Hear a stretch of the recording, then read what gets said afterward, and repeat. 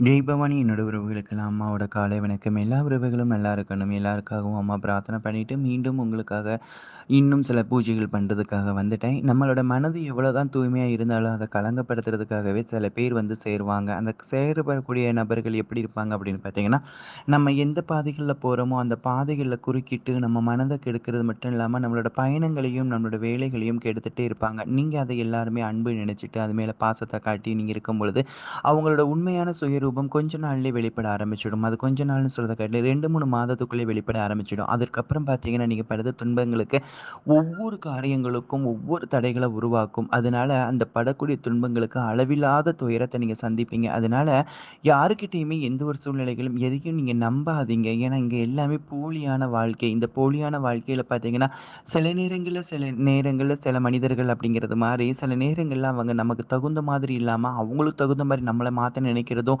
அது மட்டும் இல்லாம அவங்க செய்ற தப்புகளை எல்லாம் சரிப்படுத்துறதும், இப்படி நெறைய போலித்தனமையான முகத்தன்றோ இங்க நெறைய பேர் வாழ்ந்துட்டு இருக்காங்க. அதனால நீங்க நீங்களாகவே இருங்க. எது வந்தாலும் ஏற்றுக்கொள்ளலாம், எது போனாலும் ஏற்றுக்கொள்ளலாம். ஆக மொத்தம் யாரும் இல்லை என்றாலும் உங்களால் வாழ கற்றுக்கொள்ளுங்கள். அதுவே இன்றைய பொழுதுல நமக்கு சுகமா இருக்கக்கூடிய ஒரு கேள்வி. ஏனால் இன்றைய பொழுதுல தனிமையை நேசிக்கக்கூடியவங்களும், யாரும் இல்லன்னா என்னால வாழ முடியும்னு எண்ணக்கூடிய ஒரு நபர்களால மட்டும் தான் அடுத்த இலக்குகளை வந்து அவங்களால தொட முடியுது.